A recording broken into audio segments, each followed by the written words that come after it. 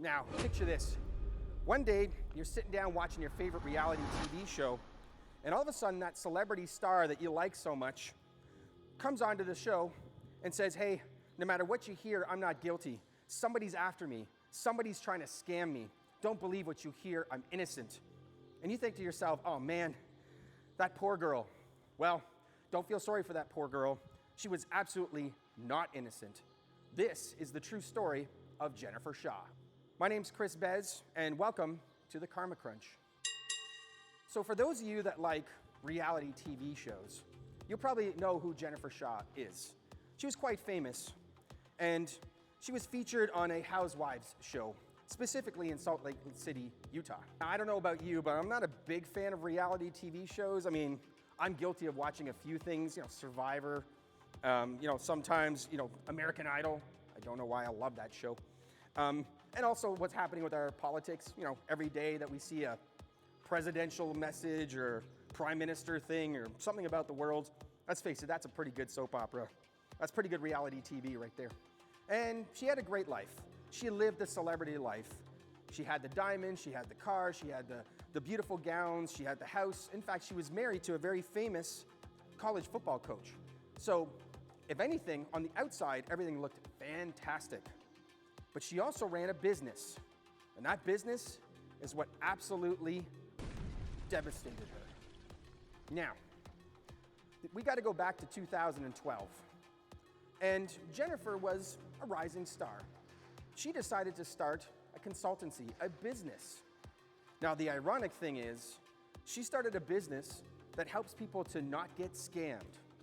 So in other words, elderly, people that were vulnerable, people that didn't know any better, she felt sorry for them. So she thought, I'm going to start a business that helps them to not be defrauded anymore, to avoid fraud and being scammed.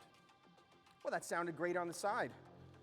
So she would collect money, and she would give them very little information back. She would take that money, put it into offshore accounts, and nobody thought anything different.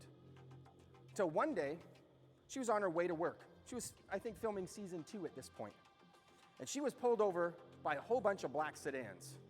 Now, we all know black sedans, FBI maybe, CIA. Either way, they tell her to get out of the car, and she does. But the first thing she says is not, why are you pulling me over? What's going on? What did I do? She just holds up her hands and says, I'm not guilty, I'm being framed. Now, of course, the FBI agents are looking at each other going, who does that? Like, who gets out of their vehicle and immediately says, I'm guilty? Because let's face it, if the first thing you say is, I'm not guilty, I'm being framed, you probably know something that others don't. And of course, the FBI knew exactly what was going on. So they take her to court, and the charge is internet fraud. The thing is, she shows up to her first court date dressed to the nines. We're talking, this is a celebrity thing for her now. And she's probably thinking to herself, I'm going to become super famous, even more than I am. And so she dressed up really nicely. She's got the nice dress on, the earrings, the diamonds, the pearl necklace, the whole 9 yards. Shows up in a Lambo. And she stands in front of the courthouse and says to everybody, all the reporters, I'm not guilty. I am not guilty. Somebody's trying to frame me. And she was adamant about this. Even when she walked into the courtroom and stood in front of the judge, she says, Judge, I am not guilty. Somebody's framing me. This is unbelievable. I can't believe this is happening to me.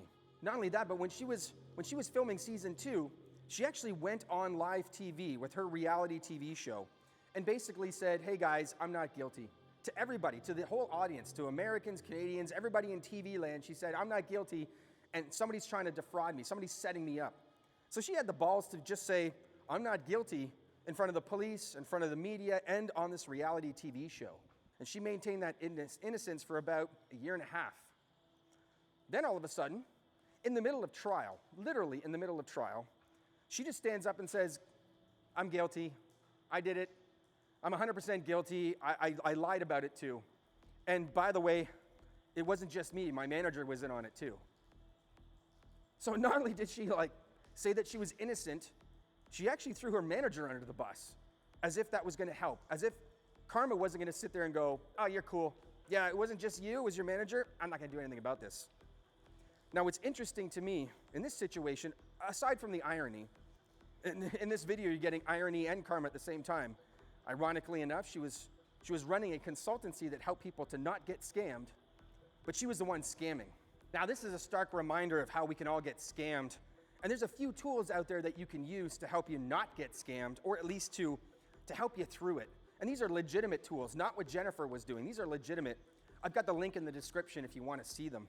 Well, she had her day in court, and of course she pled guilty of internet fraud. Now, she dragged the court date out for years, 2 years, by using general tactics that most people do when you stretch out a court date. You know, I'm sick. My lawyer can't do this. We have new information that we have to research. So she dragged it out for 2 years and almost got away with it. Now, I don't know if you know this or not, but when the court sees that you're trying to drag something out purposely, the judge gets real pissed, and they just tack on more stuff to your sentence. And the judge was like, I'm gonna slap you pretty hard. She got a 7-year jail sentence, 7 years. And Karma was like, I don't know, man. You gotta do more than that. So Karma thought, you know what? Let's have her lose all her assets. So the judge not only gave her a 7-year sentence to jail, but he also ruled that she has to pay back anybody that she scammed. She has to go to her foreign accounts, get all the money back, and pay people back. And also give up all her assets. So she lost almost $7 million worth of assets and had to pay back a whole bunch of people. And she also lost her Shah squad. Her so-called minions, if you were, they were a bunch of people that would follow her around, her staff that were helping her, not only with her business, but also, with the reality TV show and stuff like that. They called them the Shah squad. Now, of course, she lost those people too, because those people trusted her and believed her, and she betrayed their trust. Now, to you and I, that's like, yeah, rightfully so. But also, she lost her livelihood. I mean, let's face it. If you're a celebrity and you do something stupid like that, defrauding people, having a consultancy to avoid being defrauded that actually is defrauding people, well, I don't know. So to me, I think Karma did the right thing. She's sitting in jail still, but when she comes out, her career is ruined. There's absolutely no way that she's gonna be able to survive this. But this is another example of how celebrities on the outside look great, look like they're doing everything right, could do no wrong. And in this case, she was absolutely doing everything wrong, and Karma came in to help. Now, you're probably wondering, why am I walking around a building? Well, because I like to do urban exploration, and I guess this dilapidated building reminded me of this story. Because it's like, you have a business, you do something dumb, and karma's gonna make you lose it, just like potentially this business. So let me know, give me a little fire emoji, or let me know in the comments if you like this kind of stuff, because I'm a firm believer in karma. I believe that what goes around comes around. That if you're a nice person, you may have bad shit happen to you, but life is gonna be, you're okay. You're not gonna die or anything like that. But if you're an asshole and you do shitty karma things, I believe that karma's gonna come by and smack you real hard. Oh, and by the way, next video, you're gonna love this one. This one is about a woman that was stalked for almost 3 years. And she was stalked by a police officer. Yeah, this person, this guy, this dude, he had access to tons of information about her.